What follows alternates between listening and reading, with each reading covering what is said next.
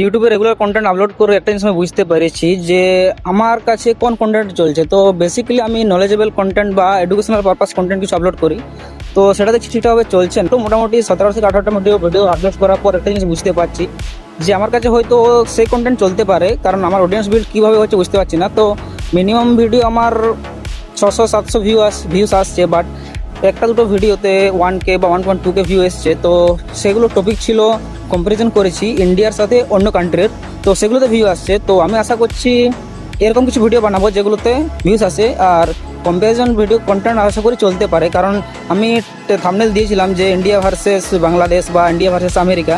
তো এই কন্টেন্টগুলো চলছে, আমি ট্রাই করছি যে এরকম কিছু কন্টেন্ট বানাবো যাতে মনে হচ্ছে আমার ভিউ আসতে পারে। তো তোমাদের যদি মনে হয় যে এরকম কিছু কন্টেন্ট চলতে পারে বলে, তো আমাকে সাজেশন দাও, মানে যে জাপানের সঙ্গে বা চায়নার সঙ্গে কম্পারিজন করে কিছু কন্টেন্ট বানানো যেটাতে হয়তো ভাইরাল হওয়ার চান্স থাকে। তো কনসিস্টেন্সি মেনটেন করে এরকম কিছু কন্টেন্ট বানাবো আমি ভাবছি। তো তোমার যদি মনে হচ্ছে যে এরকম কিছু কন্টেন্ট চলতে পারে, তো আমাকে একটু কমেন্ট করে জানিয়ে দিও।